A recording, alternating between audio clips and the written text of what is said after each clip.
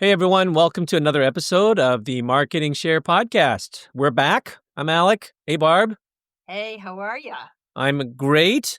Okay, we always just jump right into the guest, and I'm excited to do that again today.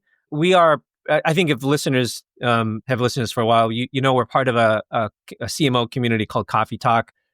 Fantastic community. We met so many good people. Today's guest comes from that a meeting that you had. Why don't you tell us how you met Monique? Yeah, it's a sharing community, right? So Yeah. that's the beauty of it. And Monique was looking for some feedback in health tech and those kinds of things. So I reached out to her. We were chatting, and she touched on a topic that I feel like was so important, right? Which is metrics that matter. And really, what we're talking about is how do you position different metrics and performance for different sections of the company, right? So with your own marketing team, you're going to drill down deep into all the metrics of your campaign management and so forth. You're going to get really granular. And then with your peers and your sales partner, you're going to talk about the things that matter there, right? What does the customer journey look like? How are you converting to pipeline? How are you translating that into performance?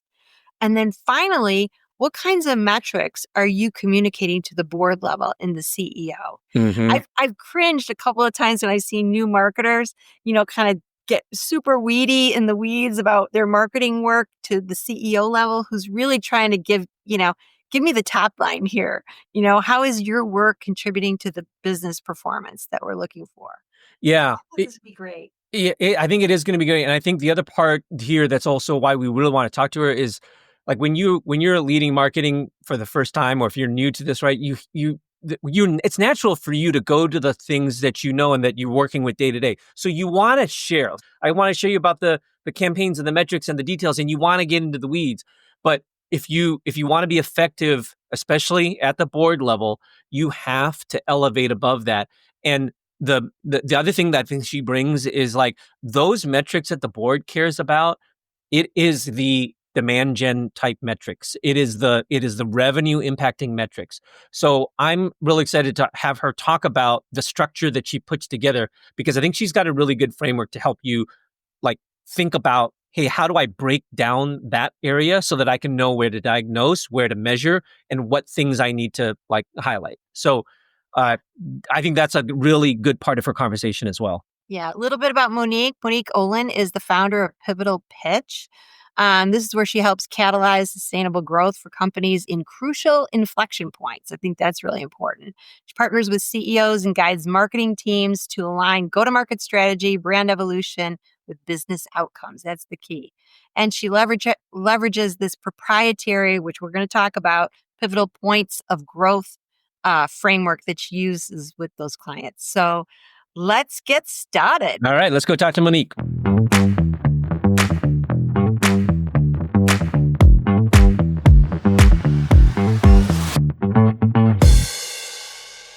So, Monique, you offer fractional CMO services and growth services as part of project engagements. For those people who don't really know what these definitions are, can you kind of compare and contrast what it's like to be in a marketing seat and then versus some of these engagements that you work on? Yeah, that's a good question to ask about that distinction.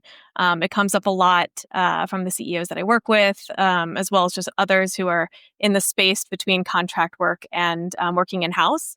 So I think I'd break it down looking at what in house versus fractional versus maybe project works looks like. So in house, you're deep in day to day, you're a full time team member owning the rest of the team, the budget, the KPIs, and everything. It's great in the sense of the continuity that it creates within the team. That's very powerful, but it can also make it harder to see the forest through the trees, to kind of have that external input, a little bit more objective viewpoints and things like that. Fractional leadership, on the other hand, still brings in executive level leadership, just not at the full time overhead. So, as a fractional CMO, not just a consultant, I am leading the team. I'm inside the business, helping them connect the dots between strategy and execution, shaping the roadmap that they follow, guiding the decisions, and making sure we're still working towards powerful impact and outcomes for the business. But I also get to bring in that outsider lens, pattern recognition from my history working with other clients, fresh insights on what's going on in the market, constantly being at the front of the market in this type of role. And then cross-company experience with internal folks. I find that's a very powerful aspect of being fractional. You're getting that executive level leadership at just a kind of part-time format, but still with the same amount of strategic guidance that you need. And then on the project work, it's a little bit more contained. So that's when I have a company that maybe comes to me and says, like, we need to fix our pipeline architecture, or it seems our positioning isn't resonating, and can you help us reset? And so that's when I'll stop in, I'll focus on a more concentrated engagement, and then it's kind of a handoff of a solution. So highly valuable, but the difference is that I'm not there to steer the ship after. Yeah, I see so many people looking for that engagement because something's not working right in the business, or they need the separate set of eyes, as we always say. Do you work with agencies as well? Do you bring in people as part of that engagement? Yeah, I'm very often working with a combination of in-house team and agencies and contractors. And ultimately, like, this is part of why I love being in a fractional role, because my goal is to fill the gaps that they need filled in the most effective way possible. So often that does mean that I'm probably looking at, okay, for client A, we have a great content and design team, but we're lacking in some more kind of heavy-handed paid media or demand gen functions. So then I'm going to go and source an agency or contractors that would help fill that gap. Likewise, it could be on the opposite side where they lack content support, and maybe I need a freelancer that I need to bring in to provide for that. So I'm constantly looking at, with each client that I'm working with, what is the gap that we need to solve for, and then what's the best way to get there. And that can also evolve over time. So we might have very limited in-house people at first, and it's mostly outsourced contractors with agency. And then maybe in a year, we adjust and we have a core agency, and maybe one contractor, but we've also hired a couple mid-management in-house. So yeah, always partnering. I love the mix right now that works well for businesses, especially at the stages I work with, between in-house and externally sourced teams. Hmm. Okay, so Monique, in the beginning, right, you talked about your company and you brought up this topic of pivotal points for growth. So I kind of want to go back to that and have you talk a little bit more about that. What are you seeing then? Because you get a good spectrum of clients. So that's the great part of being fractional. You see a lot of different clients doing a lot of different things. Can you tell us a bit about kind of your perspective on growth and what companies are dealing with right now? Are there certain trends that you're seeing? Yeah. So I definitely love to kind of explain a little bit around these pivotal points of growth framework. It's definitely helped me work with clients to move from maybe tactical chaos into systems that actually help scale. Mhm. And so it covers 6 key areas. We don't need to go through the whole framework in detail, but positioning is the first one, buyer insights, pipeline design, demand campaigns, ops and data, and then customer growth. Hmm. And so the key here is that it's not really linear, but it's more of a kind of flywheel concept of where in each of these 6 key areas, there's opportunities to build and expand and grow and set up foundational areas of understanding in the business cross-functionally, that you then can tactically work off of in market. And so I'm a firm believer that there's still some very foundational evergreen areas in a business that indicate growth. And that lies in these kind of 6 areas. Hmm. Then you pay attention to what you need to do in market, what's working now, what's unique to your buyer. And that's when you start to lean into current marketing technique trends, tactics, and channels. Hmm. So typically I'll start an engagement by, doing a diagnostic. So where is our breakdown? Are we generating leads but not converting? Is the team executing, but they don't seem to be aligned on the same execution plan? Do we have really great differentiators, but we're not actually seeing them operationalized in the go-to-market engine? And then we kind of prioritize in these 6 pivotal points, where can we kind of compound impact? Hmm. So I guess if it's helpful, maybe an example, but I had a client who had like really strong brand awareness, but they were kind of flat in their pipeline. So we did a little bit of deep diving. We uncovered that while they had great like top of funnel assets, they didn't have an actual life cycle strategy or a campaign structure to move them through the middle. So we used some frameworking to rebuild the understanding of the journey, to better align their messaging and their positioning and get better into not just conversion, but better retention of customers. And that's when we start to see momentum. So it's this interesting combination of building foundational elements while also activating in market. Um, Yeah. When it comes to like trends that I see in market, Barb, I didn't know if you wanted to ask a question, follow up. No, go ahead. Go ahead. Okay. Um, I think that there could be a huge deep dive when it comes to trends right now in marketing and what's working. Something that I'm always constantly aware of is just like the changes in the B2B buyer is where I focus in, but I think these are very applicable to B2C as well. Very self-directed. There's a lot of skepticism. Everyone's a lot more researched and has a lot more information at their fingertips. A lot less tolerant of generic messaging, or I think more awareness to marketing and advertising tactics. And so I think this is a very important thing to pay attention to. And this is why I always emphasize like really understand your buyer and what they care about and what kind of value you can add. And I think that's like it's a trend, but it's also should be at the root of your business. But yeah. That's a common thread, isn't it? Right? You know what I mean? Throughout all of it. I was just watching, or I think I just saw one of those CMO tenure reports, right? Which makes the whole industry, of course, freak out. Oh my gosh, CMOs are now a 4-year tenure. What's going on in business? You always get that. And I do believe that there's a little bit of communicating your value. And that's an area that I think a lot of marketers go wrong in sometimes. I love that you have this framework that helps a client understand it, but talk a little bit about how you bring that to the forefront, explaining your value to some of these clients, because I feel like that's a lot of the job as well. Yeah, it is. So like that framework does a great job of figuring out what do we need to do to build the go-to-market engine and what are those key areas to focus in. It does help you create systems within that. But yeah, the communication aspect is such an important point. It's not about showing how busy the team is, especially when you're talking to like C-suite or board members or other leaders. It's more about how that work ladders up to business outcomes. So in some organizations, you're working with a founder who's still very hands-on and wants to understand every channel. In others, you might have those that maybe are pulled back. They're a little further stage. They have a board. They care more about efficiency, customer acquisition costs, and things like that. So my approach is always context first. I tailor how I communicate, based on who I'm speaking to. So when we're talking about value to the C-suite or board, I'm zoomed out a little bit more. What is marketing doing to drive strategic leverage, revenue predictability, like market position? When I'm talking to other functional peers, sales, product teams, customer success, it's a lot more about shared goals. So our pipeline quality, sales velocity, and retention.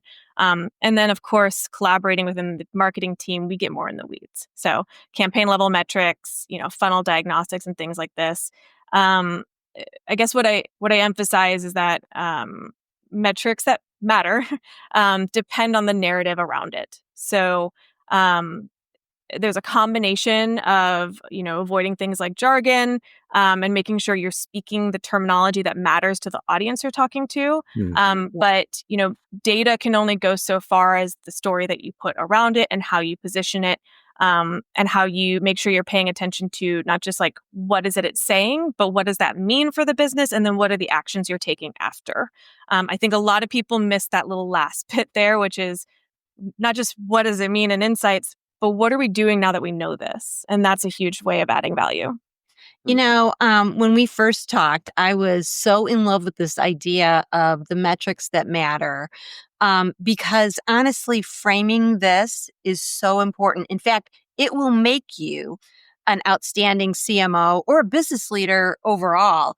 And I feel like a lot of people kind of miss it sometimes, right? Which is, I'm a big believer in not only delivering the message and your metric, but telling other people how to think about it a little bit, right? So that was kind of how we decided to point this out. And I've also seen some marketers, you know, in their zeal to deliver great news to people, they're going way weeds in the weeds, to audiences like the board or, your peers. And I think that can miss the mark for so many of them. Talk a little bit about your experience across these different audiences and how you serve up this stuff to the different audiences. Yeah. So I tend to try to structure it almost in a pyramid type format when I look at the data that or the metrics that matter, the data points that I need to share when and how. And so at the top of the funnel, or at the top of the pyramid, I think about full pipeline performance. And this is where you'd think about C-suite and board level. This is your kind of big crux of understanding the drive against revenue, the alignment to business growth. And that's when you get into those types of metrics there. The second layer down is getting a little bit more detailed into the marketing methodology that drives towards that pipeline performance. And that's where I get into what I like to consider kind of campaign level performance. So I'm one of those people, I'll live and die on the hill that all marketing should be integrated. And the word integrated is something that every team I work with has instilled in their mind.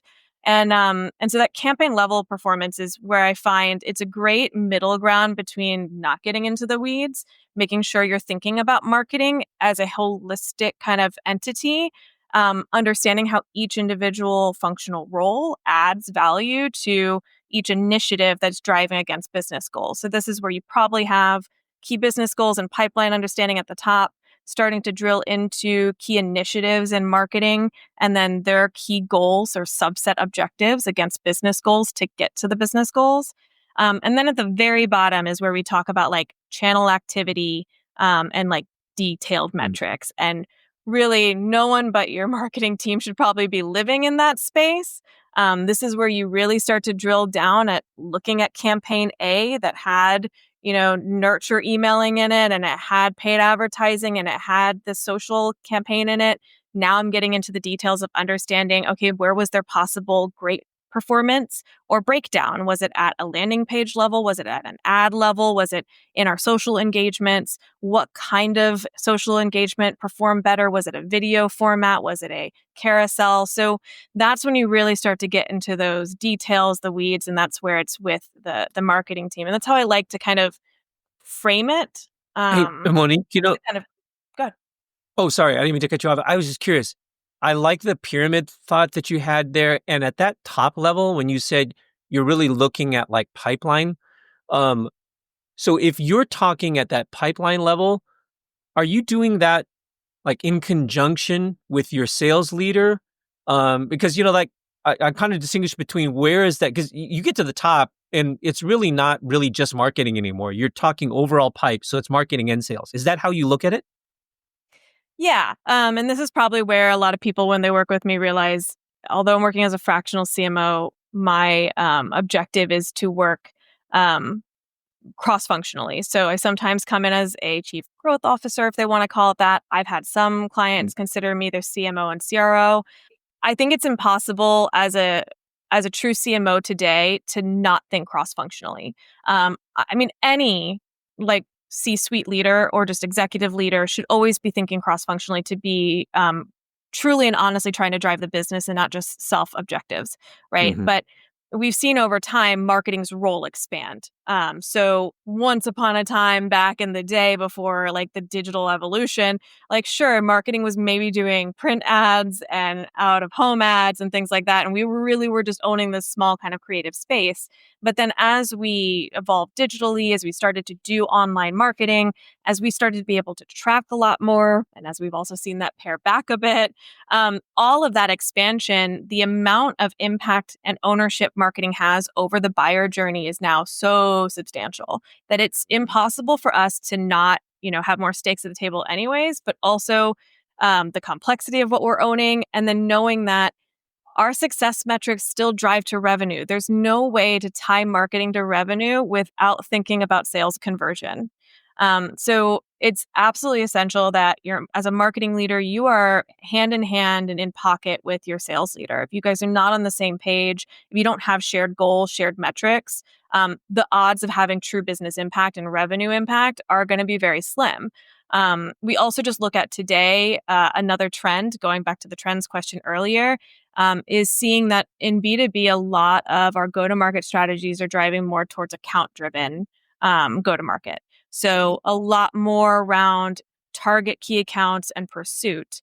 And that involves marketing and sales, having a really clear strategy, a clear messaging game, and touch points that are going to go back and forth between the two teams. So, absolutely essential that if there is a sales leader there, I am hand in hand with them. I say this to anyone else who's also a marketing leader, like, know your salesperson, be in each other's courts, like, support each other's kind of objectives and make sure you're aligned. And that's how you're going to actually see recognition within the company of what impact you're having positively to the business. I love what you said there. I think that's a great takeaway, especially for our listeners. Like, if you're new to marketing and leading marketing, you really have to be aware that you can't just focus on the tactics. You can't just focus in on the pure marketing stuff, brand. If you're getting into demand gen, you have to start thinking like a growth officer, hand in hand with sales. So I appreciate what you said there. Hey, you got to be hip to hip with your sales buddy. Yeah. Bottom line, if you're going to deliver any pipeline, right? Yep. Yeah. Yep. Okay, let me ask you this now. So let's go into managing that team.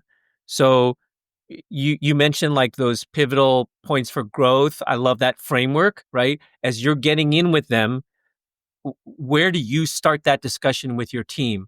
And it's kind of like a two-part question I hear here, because first of all, if I just go back to your 6 key areas, I like how you laid them out, but I'm curious, how long does it take you to figure out where to focus, right? Because like, okay, do I need to focus on these 2? So give us a sense for how long maybe it takes you, or how long should it take a new marketing person who's coming into a new situation for you to assess, right? And then secondly, when you do go deeper, right, what are some of the things now that as you drill in, what are you looking at that next level down? Yeah. Solid question. Because it's always that complex, especially when you're coming in as a marketing lead, of trying to move the needle and make a difference, but also trying to be thoughtful about where you move, because if you misdiagnose too fast, you're just going to go down the wrong path. I find that like the first 30 days is like a grace period of learn as much as you can, get as deep as you can, and try to start finding your gaps, and setting a path to either, okay, this is definitely a gap I see, we need to solve it. This is potentially something I need to invest the next 30 days to dive deeper. Or, this seems like something we're missing, but not essential to issues we're having, or isn't creating issues yet for us to get to our kind of goal metrics. And so I find that like your 30 days, whether you're coming in as a full-time in-house, if you're a fractional person as well, even just for consultants are a little bit more specific, but those first 30 days are maybe a little bit of grace, where you are expected to like learn. This is where I would emphasize a really strong way to do that is do the playthrough, pretend you're a customer and do the experience playthrough. One of the things that I work on with every client when we first start off is it's this complex mapping I do of understanding the buyer perspective of their journey against your internal operations. And then as we actually get into like the days, 31 through 60 and on, we start to add in what is the technical like suite that supports each of those internal operations. And then we layer in what like are the core metrics we're measuring across each of them. But I would say like you want a real good win coming into a company in the first 30 days, play through pretending you are a prospective client or prospective customer and run that through in the scenario. Run through what kind of marketing experiences you have. Run through the sales journey and what the touch points are. Go through a mock demo if you have demos for your product. Go through a mock trial if there's a free trial version or something like that. And then also, depending on the company or stage and what your biggest issues are, a lot of times you're going to find marketing is coming in to address some pre-close issues. But later stage companies, or just in general, you should always pay attention to post closed won customer retention. But often, if there's an urgency, they're probably asking you to address pre-closed won. But a lot of great opportunity sits in customer retention strategies and key account growth, which is a whole nother discovery process, but maybe not your first 30 days discovery process. I totally hear you on that. And I love the fact that you're immersing yourself in the customer journey, because that is the best way to find those quick gaps, right, in this Yeah. business. Yeah. These are all great tools for building value across this pyramid, as you talked about. How do you then translate some of this work into the CEO level information, right? I mean, because you're finding these, scenarios through a discovery process, right? And then how do you translate that and then the work that you've done into the metrics that matter for those folks? When I'm looking at the CEO level, there is a diagnosis that I like to do, which is also just like I talk to my CEO when I first start working with them and I ask them, what are the things that keep you up at night when it comes to the business? And sometimes just even like those conversations can help you understand. But I like to think about what kind of metrics I know that they care about. So we're thinking about on those high level areas of like marketing contribution to pipeline and revenue. So not just like leads and where our leads are at different stages and things like that, but how much pipeline was maybe marketing sourced or influenced. And we won't go down like how you track that in the attribution model systems that might get there, but that's going to be unique. And then also just the size of your business. That might be something you are tracking. It might not be. It might be something that's more directional or interpretive.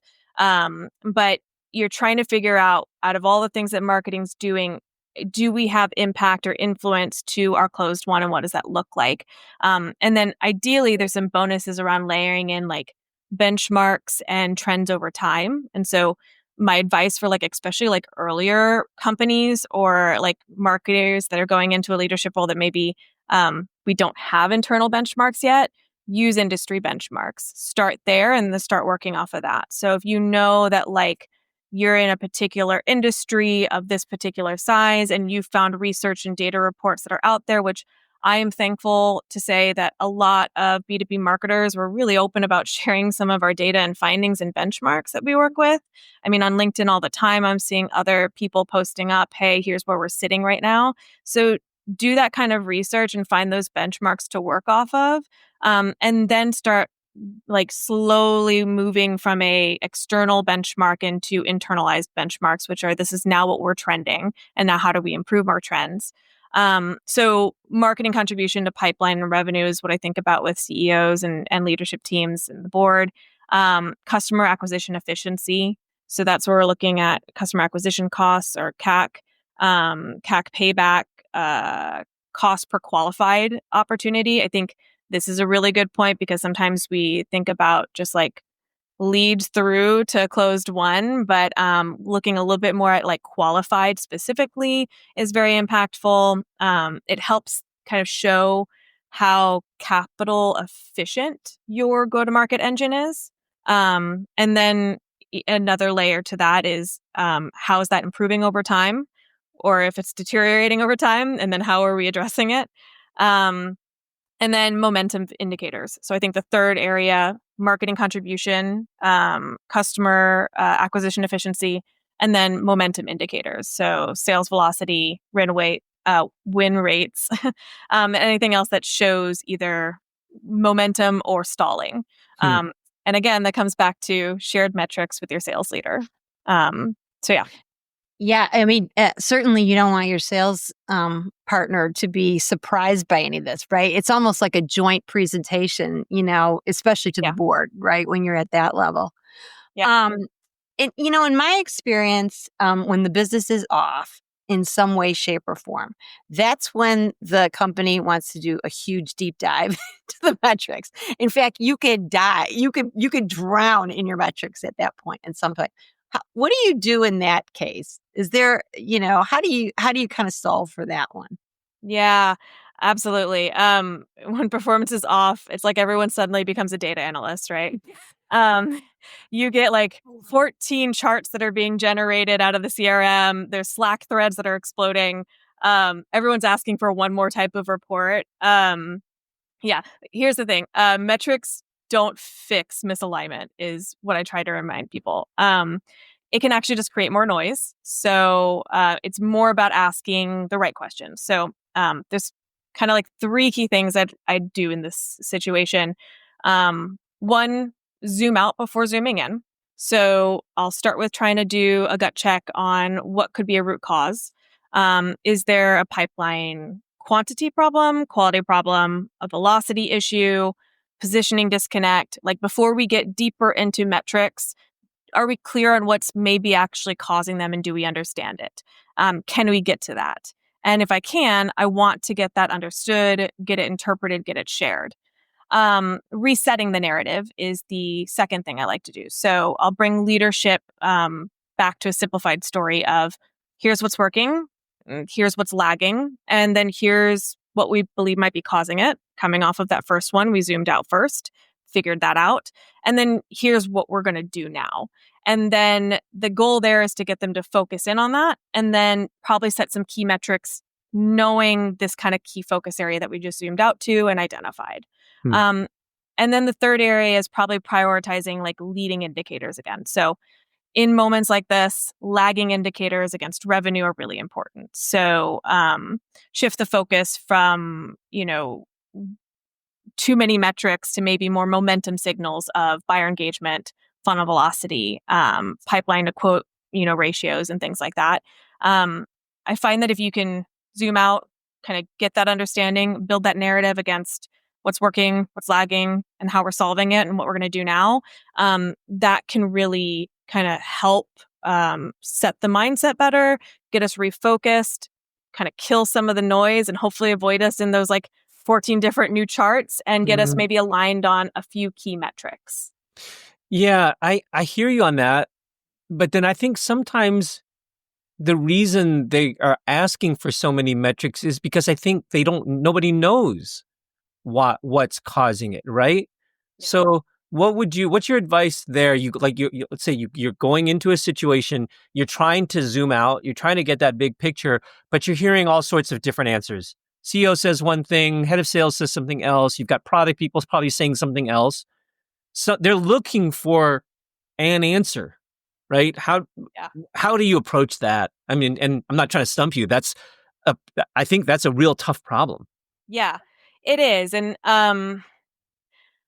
my best recommendation is if you don't know at all, maybe when we go back to the first 90 days, you probably should have identified at some point in those first 90 days that we do have some lack of understanding of our own pipeline. Yeah. But there should be at least like maybe some indicator of like, are we seeing a disconnect in earlier pipeline activity or maybe mid? Is it something that is truly just fully in the marketing side or sales? But if not, I always say it's like best to be a little bit more honest, pull in other leaders and collaborate on this. So Yeah. so a good example. I had a client like last year, and in Q1 our pipeline numbers were coming in a little soft.